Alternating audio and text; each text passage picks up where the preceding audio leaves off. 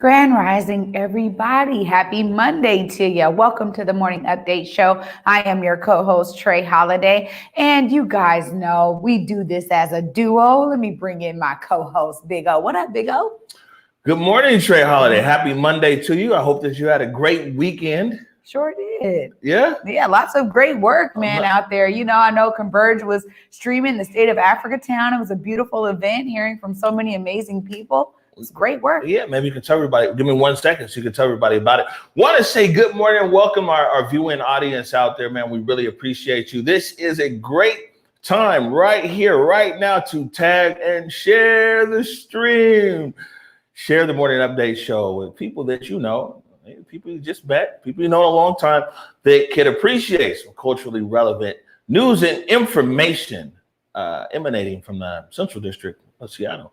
Absolutely. So you said, and we carried the State of Africa Town on Saturday. Maybe you can briefly tell everybody about it.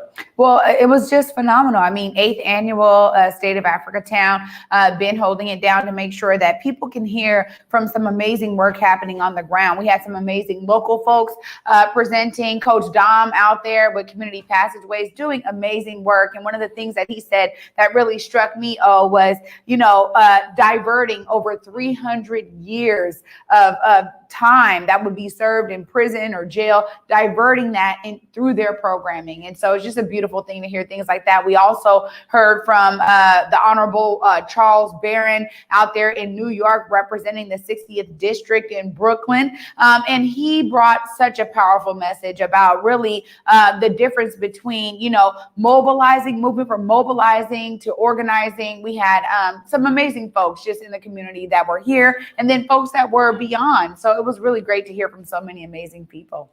Good stuff. Good stuff. You can actually see, you can go to any of our social platforms and watch the State of Africa Town in its entirety. A full show here today.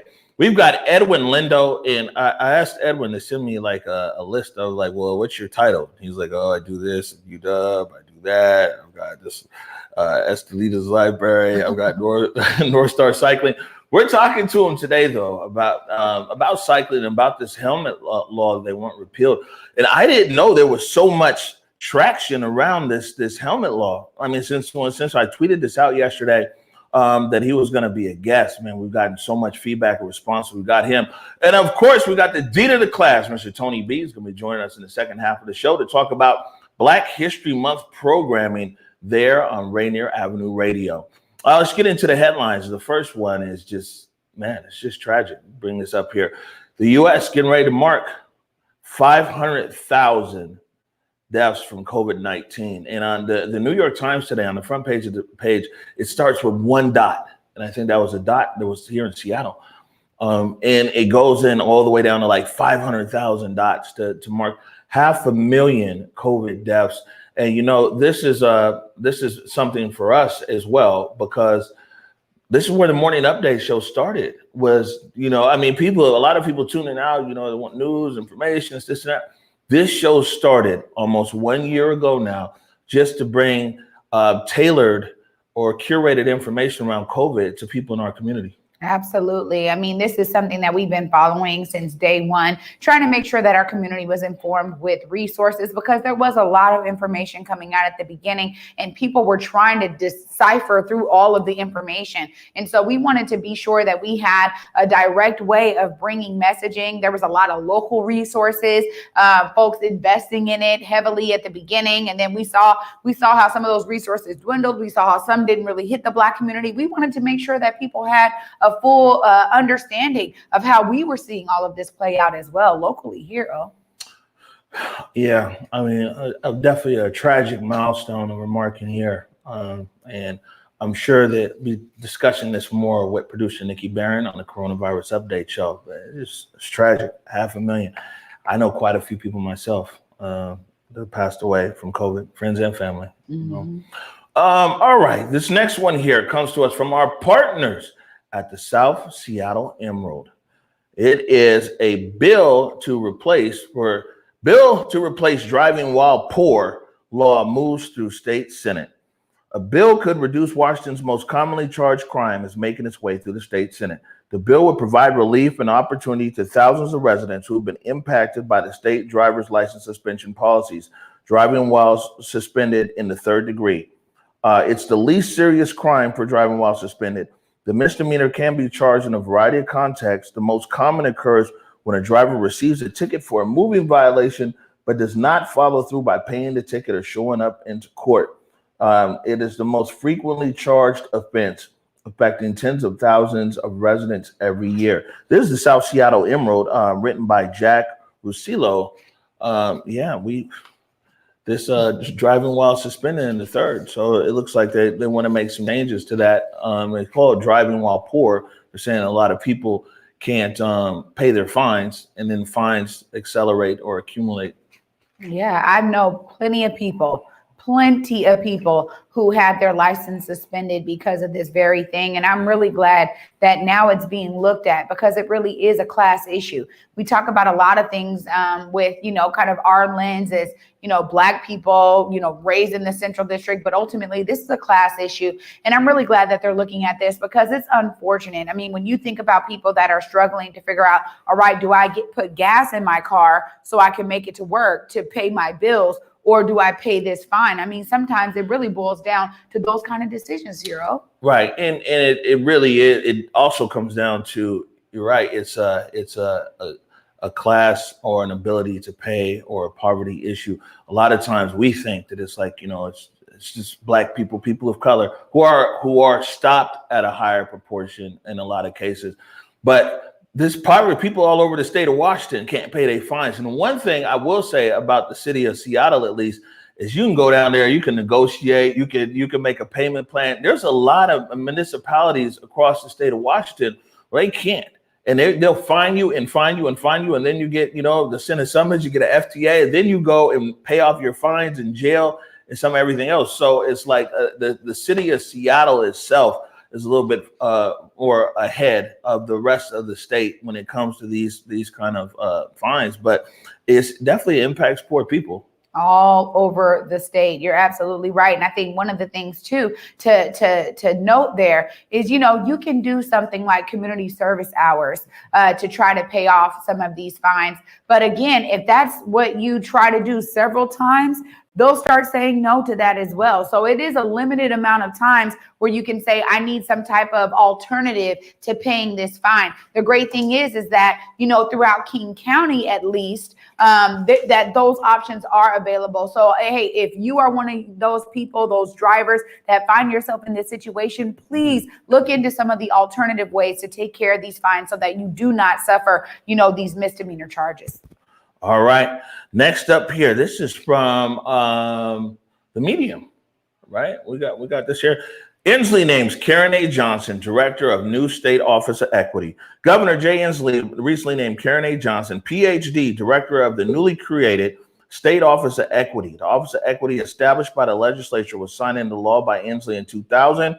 The office will work with agencies to increase access to equitable opportunities in order to bridge opportunity gaps and reduce disparities. The office will also work with communities to develop the state's 5-year equity plan. So Karen A. Johnson, PhD, named Director of State Office of Equity, and people can read more about that at the SeattleMedium.com. Yeah, this is another one right here. I mean, I think Governor Inslee is trying to do a lot of different measures to shore up the fact that Washington has the opportunity to lead in a lot of these spaces and showcase to the rest of the nation how you can do this at a statewide level.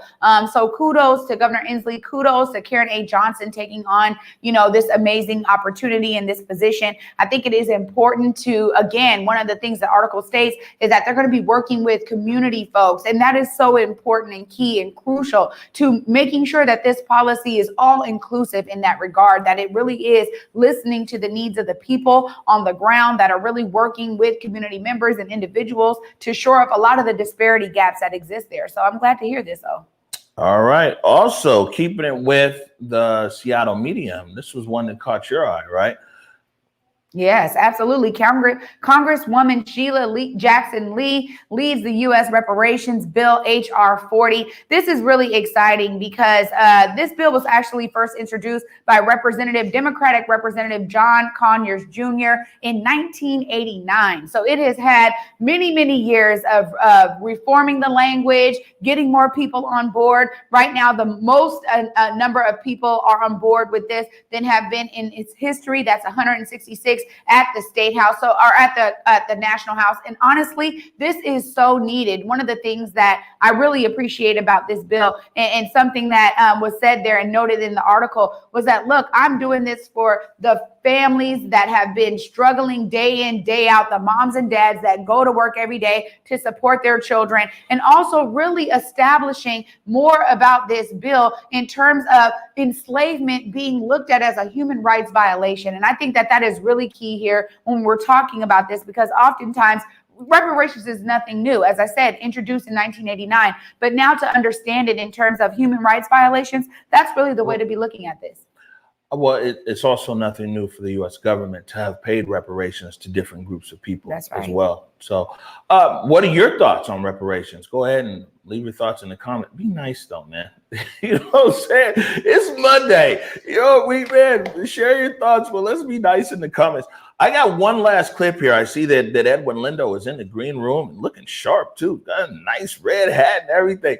I got one more clip here. We're gonna hurry up and get Edwin on because we want as much time as possible to talk to him about a bunch of different things. NASA the other day, they launched the SS Katherine Johnson. And you guys might remember Katherine from the movie Hidden Figures. Well, this rocket took off from Virginia and went to bring 8,000 pounds of supplies to the space shuttle. It was also his brother up there in the space shuttle. Remember, he was up there for 6 months. We covered that. I just thought it was a good way to end this segment right here, showing this rocket takeoff. T-minus 10. 5, 4, 3, 2, 1. We have engine ignition. Main engine start. And we have liftoff up in Aries for NG-15 mission. The launch flight facility. Engines are at 100%. Attitude, core pressures, and vehicle subsystems are nominal. The SS Katherine Johnson takes flight on this, the 59th anniversary of John Glenn's Mercury flight, carrying 8,000 pounds of cargo to the International Space Station. Good performance on the first stage so far. You know, I'm all into like space and science and rockets and physics and everything. I don't know how I ended up. You know what I'm saying? Like, I read so many books and stuff on space and everything. But I mean, this was a special moment, especially people who know the story of Katherine Johnson and Hidden Figures and everything else. The SS Katherine Johnson. You know what a way to honor the amazing work of Miss Katherine Johnson. I mean, honestly, so many of us, eye opened, right, when we saw the movie Hidden Figures and understood how integral Black women were to that, you know, amazing triumph from NASA. So once again, you know, it's a great way that they were able to honor her with this liftoff. Yeah, it's dope. All right, we're going to take a short break right now. When we come back, we've got Edwin Lindo. We're going to talk about a bunch of stuff. He does a lot of stuff. So we're going to talk about a bunch of stuff. You're watching the Morning Update Show. I did it for the city. I did it for the love. I did it for the people. I did it for us. Back on this rap ish.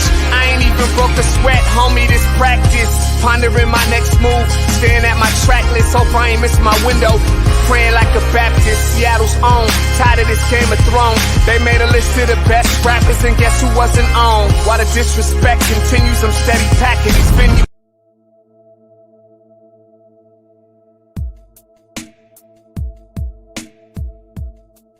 Converge Media produces culturally relevant content for Black and urban audiences. Our coverage is raw, transparent, and objective, praised by community leaders, government officials, and residents.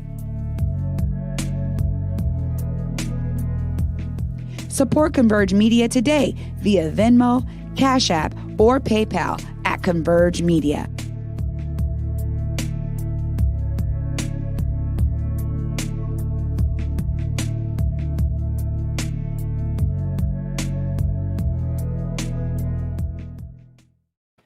All right, welcome back to the Morning Update Show. And definitely want to thank all of you who support us here at Converge Media. You literally keep us on the air. Big shout out to our $5 army. You know what I'm saying? They keep showing up, man. And we appreciate you. So last week, this article came out there in the Times. Michelle Baruchman, racial disparities prompt calls to repeal King County's bicycle helmet law. And even Michelle on her Twitter was talking about like she was getting so many emails about it, you know, because like there's so many different ways to look at it. Like, you know, clearly you should wear a helmet, it's going to protect your brain, you get hit or something. But then there's the issues of enforcement and, you know, who's enforced and access and some of everything else. Edwin Lindo is in that article written by Michelle Baruchman. And so we thought that we talked to Edwin about it. Oh, yeah, please bring in Edwin Lindo. What's going on, family? Hey. How are you? I'm good. Is my audio all right? Oh, you're a little hot. You know, it's live I got you. Okay. There you go. Is that better? There we go. Yeah. Quick fixes. What's up, brother? It's good. It's good to see you, Triana. I miss you. Yes, you too. I know. I miss you too. So we'll there we go. We'll go into the wide. It's fine. All right. So first of all, this is my before we go into this, you're not advocating that people shouldn't wear helmets, are you? No, that's not my position. Not at all. Just wanted to be good. Triana remembers. I tell people all the time, man, you got a helmet, wear it, man. Remember, I got hit. I was on a bike, no helmet. You know what I'm saying? Landed on my head. If people thought I had a hard head, I really do. Landed on my head and everything else, and that's all that it took. For me, that's all that it took for me. Well, okay, there we go. For me to wear a helmet, and so I just wanted to get that out of the way early. You're not saying that people should not wear a helmet. No, I mean to put into context, me and our brethren connector, Aaron Bassett, and one of the other co-organizers, Kay, you know, we started North Star Cycling, one of the largest BIPOC cycling clubs and racing teams in the Pacific Northwest, if not the West Coast. And every one of our riders has helmets. We've had Topspin, who you bring on quite a bit, amazing DJ. He's been collecting helmets to bring so that our folks can have them for free when they go on rides. We know the benefit of helmets. We also know that when you criminalize our communities for either being poor, not having access, or not having the education of knowing why they should, then this is just another reason to put people in handcuffs and send them to jail. And that just seems absurd to us. It's definitely absurd to me. Yeah, absolutely. I think one of the things too that you guys have, I mean, there's so many great groups working on this. I know Seattle Central Greenways is really also a part of this movement. But how do you guys band together to ensure that they understand this is really a collective movement and a collection of voices that understand this issue in terms of, again, another class issue here, brother? Yeah, it really is. And I've been getting a lot of emails, a lot of texts. There are even researchers who did the research around the helmet studies that have reached out and said, we need to talk because it sounds like you're saying we need to not have people wearing helmets. And I'm like, that's not what I said. What we're saying is, how do we collectively think about, one, what the policy should be, two, what enforcement looks like, and three, do our folks have access? And that takes some work. And so collectively, I appreciate Cascade, Greenways, others coming around and saying, hey, we have a responsibility to make sure we're not hurting our communities, particularly our marginalized BIPOC communities. But what that looks like is, let's be imaginative. When the reporter asked me, well, what alternatives do you have? And I'm like, well, if the goal here is to actually make sure people are safe, then why would we give them a ticket and still let them ride off without a helmet? Instead of just saying, yo, I see you don't have a helmet. I got 10 in the trunk. Let me give you one. People respond with, oh, well, Edwin, it doesn't matter if they have a helmet. People just won't wear it. Then what that says to me is that's our job to figure out how we educate. Because guess what? We have warning signs on cigarettes. We don't have laws that say you can't smoke cigarettes. We have a lot of warning signs that said, hey, if you're going to smoke cigarettes, there's a high likelihood you're going to get cancer.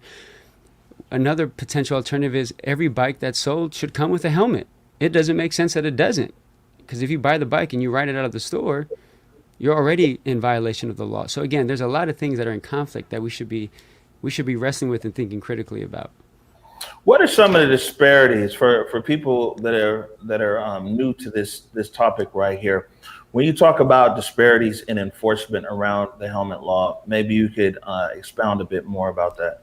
Yeah, so the black cycling population is about 4.7% here in Seattle-King County, but they made up over 17% of the citations for not wearing helmets. We have a number of riders in North Star that have been messaging and saying, man, I've gotten stopped 3 times alone. And they had not had their helmet with them. They wanted to wear it. They didn't. But why are we thinking about enforcement as the mechanism to keep people safe? I think we have to think about, and you were talking about disparity, and in the article they mentioned even jaywalking. There was one officer that gave out 10% of the jaywalking enforcement citations. And the large majority of them, I think it was 36%, were to black folks. This is wild that we're using effectively broken window laws, because if you get stopped for a helmet infraction and they think they have probable cause or reasonable suspicion that you're carrying drugs or something else because of their experience, this now leads down the rabbit hole of, oh, well, I didn't stop him for these things, but he didn't have a helmet, so I have the right to do that. Let's stop penalizing our people just because of who we are, because of class, as Triana mentioned, because of access and, again, education.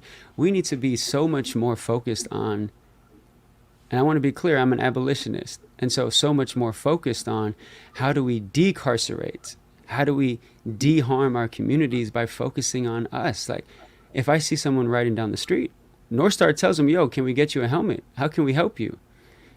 That's the community accountability I think we should be focused on, because it will lead to the continued disparities.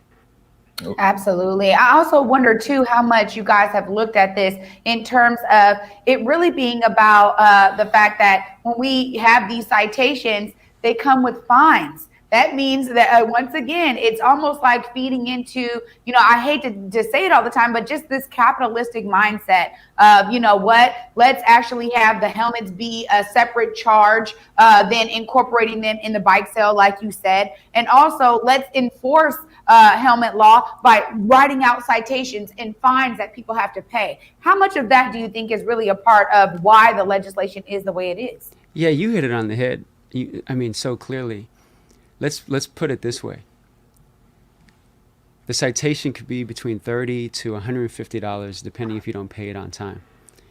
If you don't pay it on time, you're likely going to have to go to court to defend it if you want to. Let's think of the number of people that are involved in this process. You have the officer that has to give the citation. Let's say that takes half an hour of time. You have the bailiff in the courtroom. You have the attorneys. You have the judges. You have the people who have to keep those places open. At minimum, the cost of enforcing this citation is, and this is me and my estimates, is about $500 per citation. $500. You can buy 50 people an amazing helmet with $500. This is really no different than the fair enforcement against youth and elderly and unhoused folks on Sound Transit. We're paying people $70,000 to $90,000 a year to enforce a $3 violation that they won't even be able to pay, and the violation is $150. Can we take those salaries and just give someone a yearly subscription to Sound Transit so they don't get a citation at all? Oh my goodness. I'm not an economist, but it makes sense. Absolutely. So I have a question for you, Edwin. When you talk about the access to bike infrastructure, and I guess equal access for it, a lot of the bike infrastructure that was built around Seattle and even across the I-90 lid, and through downtown when they were putting in these bike things, the percentage of, at least me visually, moving around the city, I don't have numbers, but as somebody who used to live right over there at Mount Baker, and you see people coming across on the bike path and downtown, you didn't really see a lot of black bicyclists. And even when, as infrastructure has been built across the city to accommodate bicyclists, we didn't really see a lot of black bicyclists. Now that there are more and more black people that are using this infrastructure that was built with public dollars, what kind of, are there any kind of access issues that people are facing? I know that I read somewhere in the article that it hasn't always been easy riding, so to speak. Yeah, no, and you asked a great question.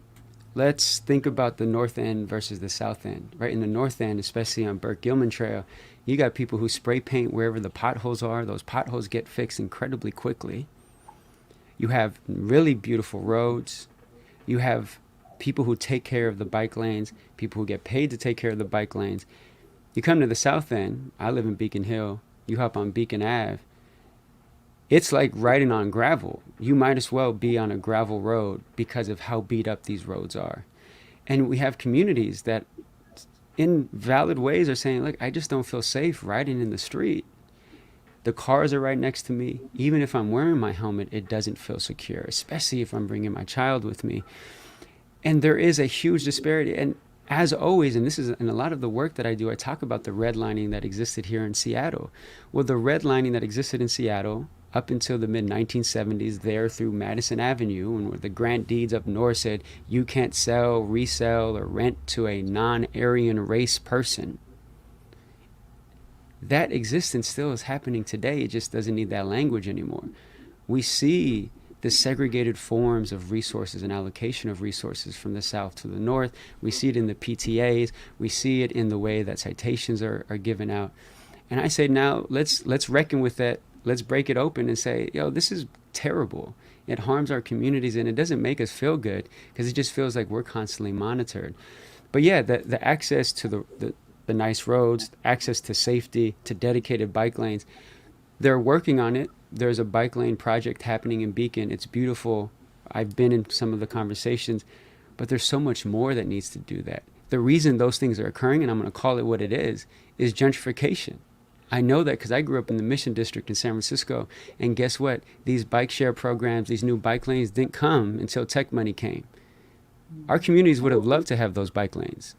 Why do we have to wait until tech folks come in for us to get access to the good things? I'm saying let's do it now while our community's still here.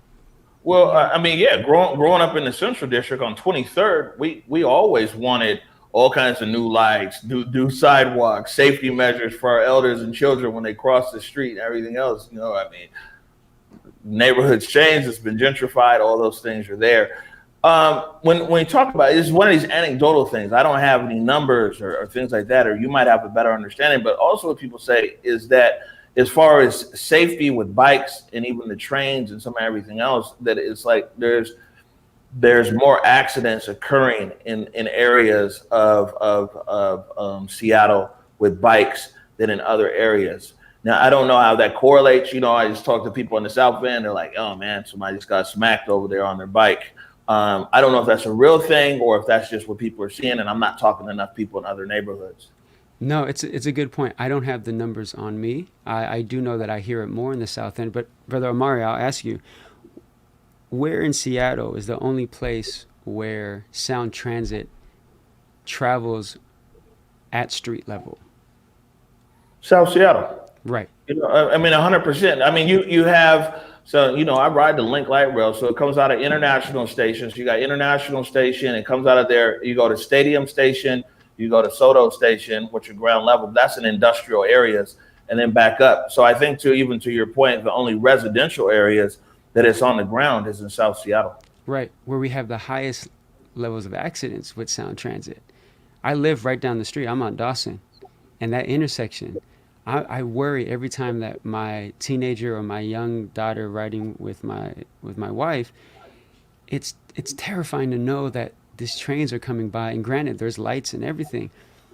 And I know the argument for is that, well, it was the only way we're going to able to do it, considering funding, considering capacity. And I'm like, but folks got real creative in other parts of the city. And granted, this is in the past, but I'm saying, how do we think moving forward, we provide access preemptively instead of not saying, oh, well, this is what we're left with, and we'll have to have ground level transit where there's higher likelihood of accidents. That's not happenstance. It happens because it's the poorer, more diverse, more melanated communities. Because guess what? Folks in Queen Anne ain't going to let that happen. They're going to make it loud and clear, no, you can't do that. They already do. They mad that there was a bus coming through the neighborhood because, quote unquote, poor people were going to come into the neighborhood. Yeah. Sorry, you're getting me up. You got me, my blood level's up. No, because obviously this is not just an issue that you take up arbitrarily. It is a part of your everyday lived experience. And one of the things that I want to mention here is that oftentimes when we're talking about caring for our sidewalks, our streets, those are not necessarily the most, spotlighted issues or the most sexy issues to kind of talk about. We talk about here in terms of like bridge maintenance, not always being like, a sexy thing for folks to talk about. So how much are you guys involved in really educating the community on these disparities and on the issues and allowing them to see themselves as a part of the solution?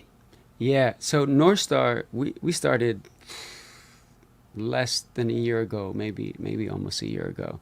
And we got 80 Black, brown, indigenous, melanated folks on bicycles, riding on a regular basis, on a weekly basis. Many folks just started riding. Other folks are racers. Other folks have been doing it their whole life. But they see that we have a voice, right? Our commitment, our role as North Star is that we want to be the social justice focus conscious of cycling. And so we have our clubhouse on 21st and Union.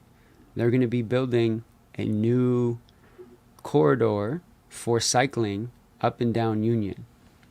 And Union has been gentrified quite a bit, as we know. But we've also made it clear, and we're grateful, we have members of Sound Transit that ride with us, and they're like, hey, you got to connect to ensure that North Star and melanated folks who are part of this movement have a voice in the way that this looks. So we do our best to be in all of it. I think we can be in more. We have amazing minds, amazing skills in North Star. But it is important because you're right. It isn't the most attractive thing, right? It's like, oh, it's a sidewalk, whatever. Yeah, that sidewalk saves lives. That sidewalk gives access to folks who are wheelchair bound, who are on bicycles and maybe slightly older, with families with children who have their strollers, right? We have to find ways to accommodate, because when we take care of those who are most marginalized, everyone else inevitably is going to benefit from that. And I think that's the way we got to approach this. Yeah. Right. And now real quick, because I actually want to talk to you about one other thing as well. Mm-hmm. For people who want to connect with you in North Star, what's the information or the web address? Yeah, you can check. We have northstarcycling.org. We have our Instagram at northstarcycling. And you can check in. We ride Wednesday nights if you're a little faster and you want to get a sweat on. Wednesday nights and Sunday is a nice chill ride. Yesterday went to Daybreak Star, and we're going to bring both of y'all at some point. We got helmets for you, we got bikes for you, and we'll take it nice and easy. Believe me, I got a helmet now. It only took me one time, bro. Hey, I'm ready for that. real quick. I mean, I said that you wear many hats, and today you got on a sharp hat, by Thank the you. way. You're also doing some other things in community, things around COVID, education, equity, and things like that. You got about 3 minutes here, so Okay. maybe you can update everybody. Yeah, real quick. And before I get into that, I just want folks that are watching on Facebook, on Twitter, YouTube, y'all got to support this. Support our brothers and sisters doing this amazing work. Converge Media, Triana, Omari, because this is not easy work. I run a podcast, I've done video, but like, this is hard work on a daily basis, and they're bringing you the truth. Not because I'm on it, because I watch it and the truth is being told. And I'm so grateful for what y'all do. But as far as my other hats, right, I'm Assistant Dean for Social and Health Justice at the School of Medicine here at UW. I'm on the task force for equitable vaccination rollout with Paula Houston in the Office of Healthcare Equity.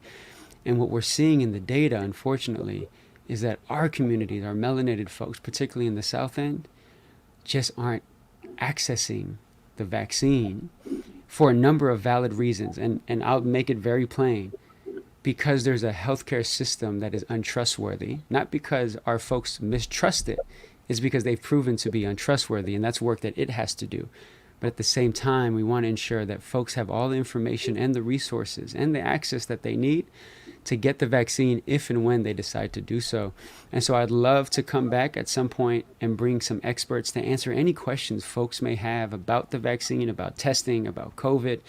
And let's lay it bare and let's really get into it, because there's a lot of valid questions of, is this even something I should be taking? Why should I take it? and what is the benefit? And those all could be answered, and would love to come back and discuss those. Yeah, Amazing. well, I mean, you throw it out there, and see, producer Nikki Barron's in the green room, so All she right. just heard every word that you said. So I know that we're going to have you back on air here very soon. Edwin, Lindo, thank you so much for taking time to join us this morning. Thank you so It was much, a brother. pleasure. Appreciate y'all. All right. So, now Edwin stays busy. Like I said, I was reading all these things. He's got Estelita's library as well. Yeah, I mean, that's one of the things about it, though, is that so many people in our community, again, we say it all the time, you're wearing multiple hats because that's like what's required of you right now. And we need that energy in all the spaces that he's in. I've been at different tables with him, and he brings that same level of authenticity and passion to everything he does. Just a genuine brother, man. So, if he's involved, I love to know what he's got going on, because I'm like, if you're there, bruh, it must be something real. Right. And I think a few important things that you hit on is because, it's automatically people like, is this guy advocating people shouldn't wear him? Definitely wear a helmet. And, maybe if, like I said, some of these things you're talking about, how we get people helmets. He said in North Star, they work to be able to get people helmets who need helmets. So I think everyone agrees that a helmet keeps people safe. I think that the bigger issue is around enforcement around it and how the laws are enforced, but also access. He talked about, where infrastructure investments are being made around bicycle lanes and where they're not being made. Hey, we got the dean of the class, Mr. Tony B. is in the green room right now. We're going to take a quick break. When we come back, Tony's going to tell us all about Rainier Avenue Radio's Black History Month programming for this week. You're watching the Morning Update Show. I did it for the city, I did it for the love, I did it for the people, I did it for us. Back on this rap ish, I ain't even broke a sweat, homie, this practice. Pondering my next move, staring at my track list, hope I ain't miss my window. Praying like a Baptist, Seattle's own, tired of this Game of Thrones. They made a list of the best rappers and guess who wasn't on? While the disrespect continues, I'm steady packing these venues.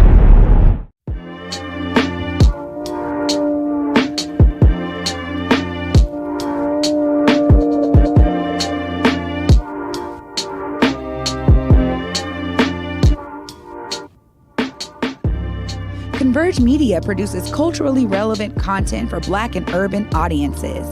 Our coverage is raw, transparent, and objective, praised by community leaders, government officials, and residents.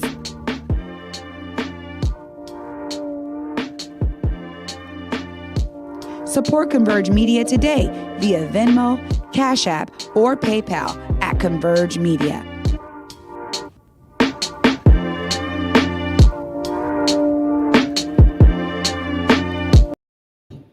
All right, welcome back to the Morning Update Show. My name is Omari Salisbury, joined here by my buddy. Hey, what's up, Trey Holiday, y'all? All right, so we've got Tony B in the green room. Can you please bring in Tony B? What's up? There he is. Hey. Good morning, Tony B.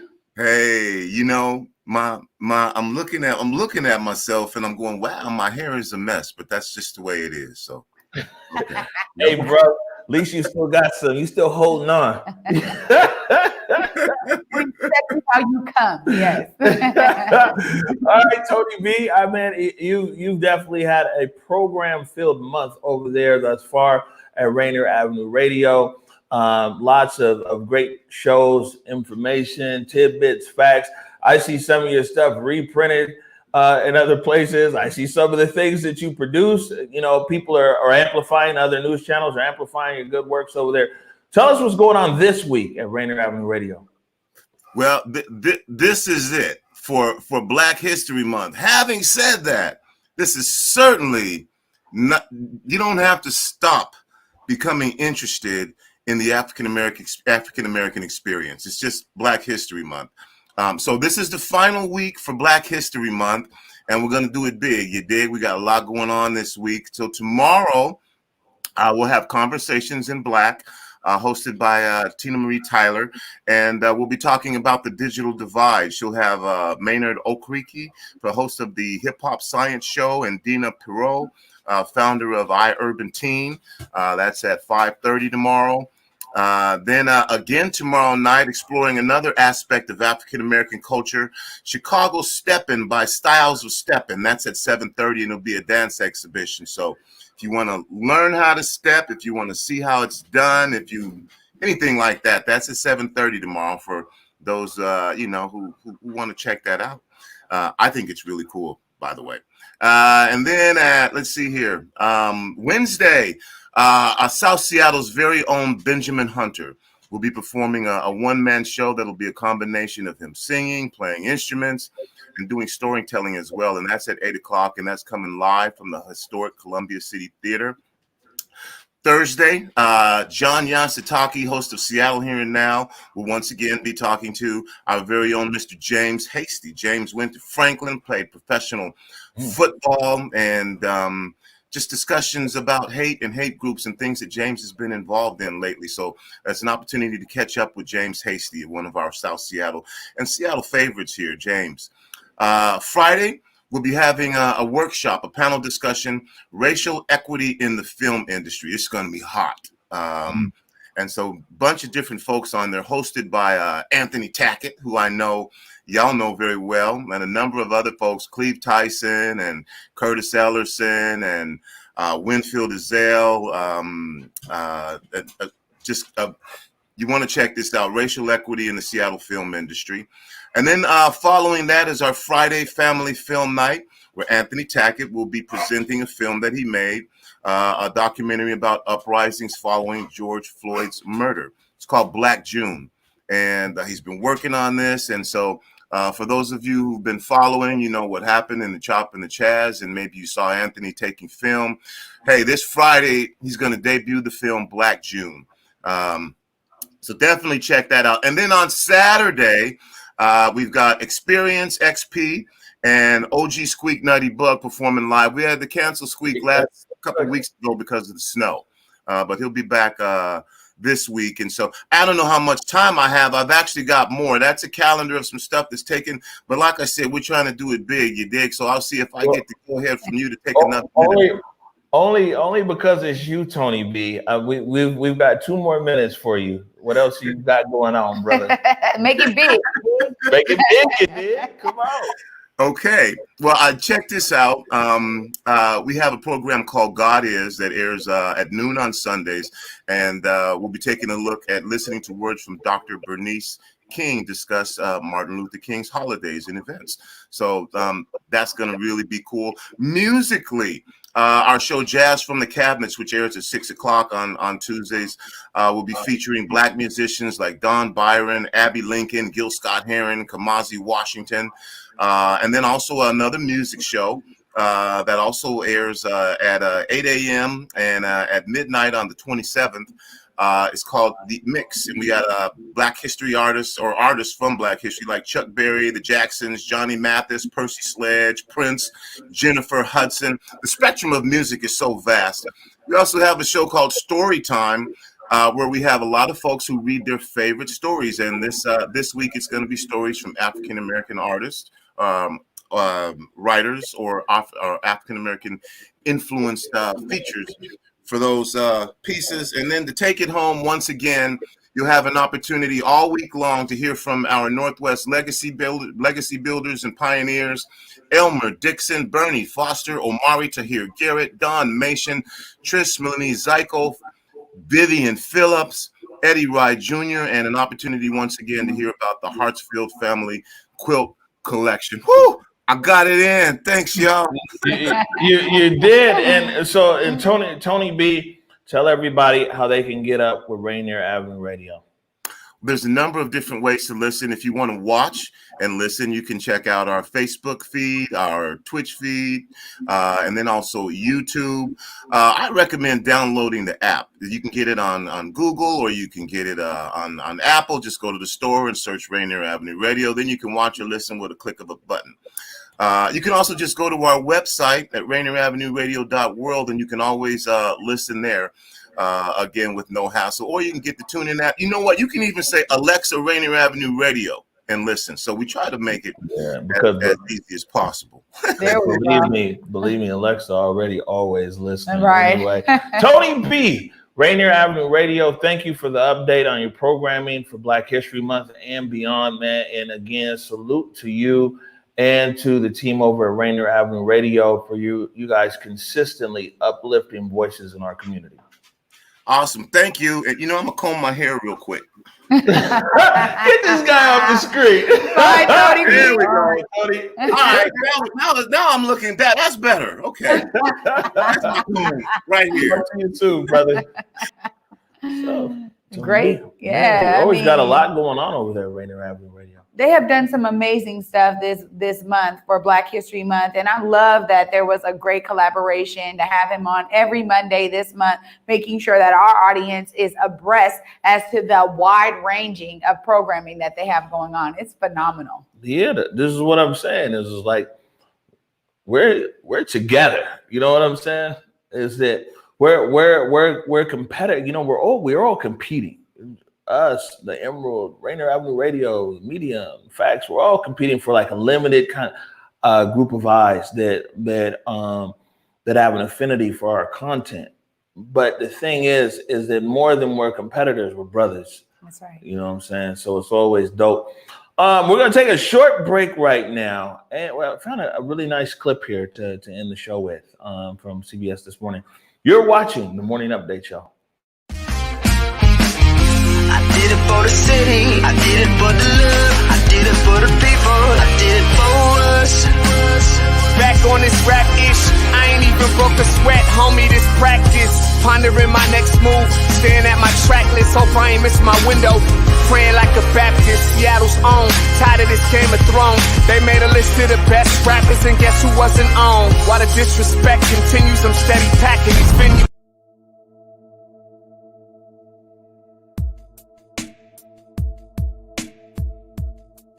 Converge Media produces culturally relevant content for Black and urban audiences. Our coverage is raw, transparent, and objective, praised by community leaders, government officials, and residents. Support Converge Media today via Venmo, Cash App, or PayPal at Converge Media.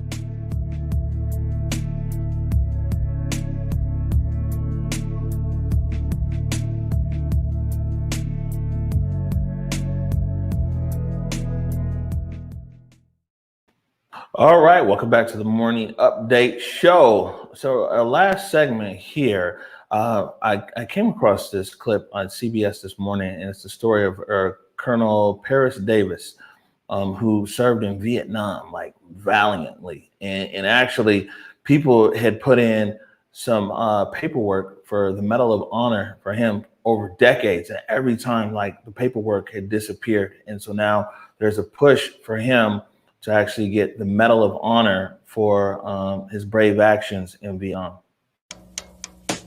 As we celebrate Black History Month, we're highlighting one of the first Black officers in the Army Special Forces, the famous Green Berets. The courage and valor of retired Colonel Paris Davis earned him the respect of his fellow soldiers in Vietnam and a nomination for the nation's highest military combat award. He never received the Medal of Honor. His file vanished at the height of the civil rights movement. Now, nearly 56 years later, senior investigative correspondent Catherine Herridge shows how Davis's heroism may finally be recognized. 1965. In Washington, anti-war protests raged. Bloody Sunday in Selma, Alabama, galvanized the civil rights movement. And in Vietnam, then Army Captain Paris Davis broke barriers on the battlefield. Were you one of the first Black officers in the Green Berets? Yes, I was. How did that work? It worked well because I said, look, you can call me Captain Davis, but you can't call me a nigger. And it did happen. It's northeast of Saigon near Bong Son. June 1965, Davis led a nearly 19-hour raid. We were stacking bodies the way you do canned goods in a grocery store. Hit by a grenade and gunfire, Davis would not leave behind Americans Billy Waugh and Robert Brown, both gravely injured. Brown had been shot. I could actually see his his brain pulsating. It was that big. And he said, am I going to die? And I said, not before me. Were you ever told to leave? Well, twice. As Davis first revealed in 1969 to an up-and-coming local TV host, Phil Donahue. Well, I told him, sir, I'm just not going to leave. I still have an American out there. And what did he say? He told me to move out, and I just disobeyed the order. There by Davis's side, Ron Dice, now the team's youngest survivor. Captain Davis refused and said, no, I'm not leaving.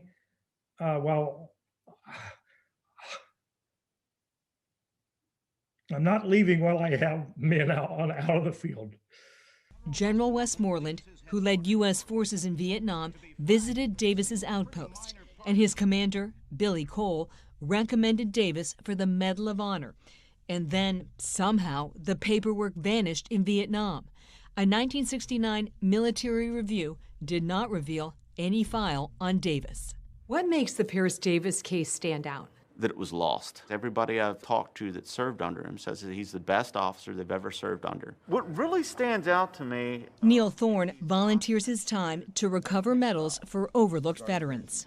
How common is it for Medal of Honor paperwork to be lost or destroyed? Very uncommon. There would have been multiple copies. In 1969, the Army was ordered to submit new paperwork ASAP for Davis, and for a second time, there is no evidence a Medal of Honor file was created. In a 1981 statement, Billy Waugh, whom Davis carried on his shoulders to safety, wrote, "I only have to close my eyes to vividly recall the gallantry of this individual." Over the years, Davis's teammates also lobbied Congress, but each time, the process stalled. Do you think race was a factor? I know race was a factor. A factor Davis says he experienced during his 23 years in the Army. He recalls an encounter with another pilot he rescued while on a different mission. I saw him at Fort Bragg with his wife and his kid. They saw me, he went on the other side of the street so he wouldn't have to speak. If that had been a white guy, he'd have gone over and hugged him. That's racism. 8% of Medal of Honor recipients for Vietnam were black. Now, as he approaches his 82nd birthday, there is new momentum to recognize Davis. We're all trying to right a wrong. The Army isn't commenting. An expedited review of Davis's lost nomination is due next week. The final call rests with the Defense Secretary and President Biden.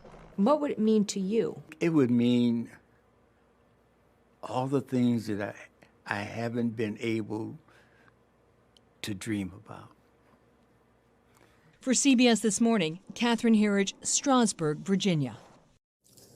Catherine Herridge, I'm speechless. Thank you so much for bringing us that story. Talk about righting a wrong.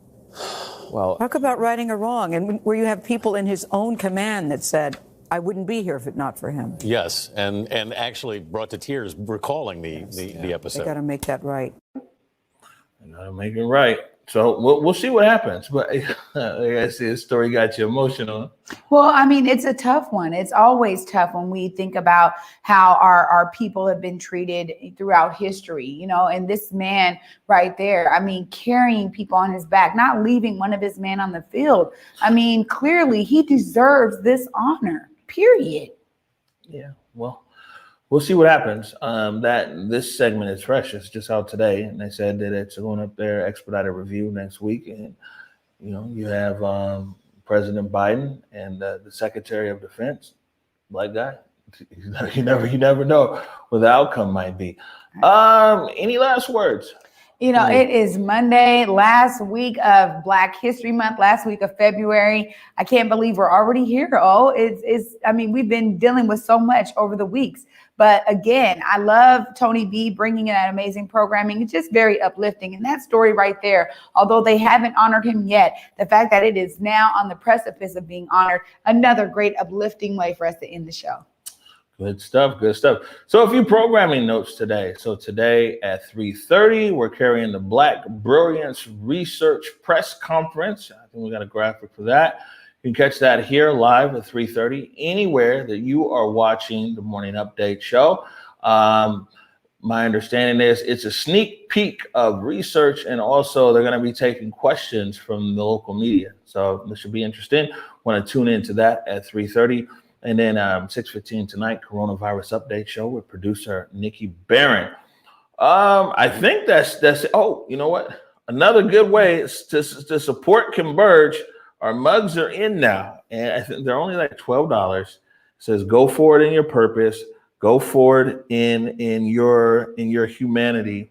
We got mugs right here. So, you know, always looking for, we always got to find inexpensive ways for people to be able to support what our mission here at Converge Media. So the mugs are out. You can go to whereweconverge.com/shop. And on that note, I will say this, that until tomorrow, please do go forward in your purpose, go forward in your humanity. Until tomorrow at 11 a.m. Peace.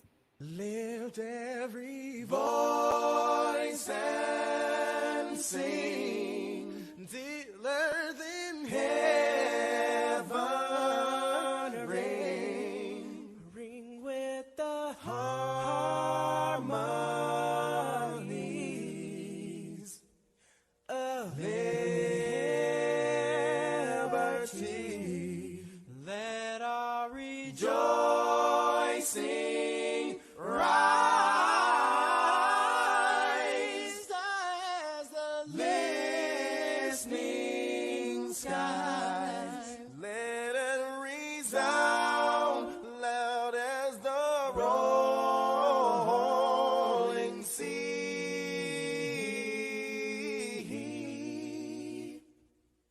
Sing a song full of the faith that the dark past has taught us. Sing a song full of the hope that the present has brought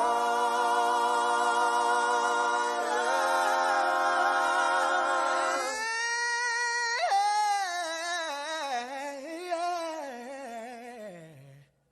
Facing the rising sun.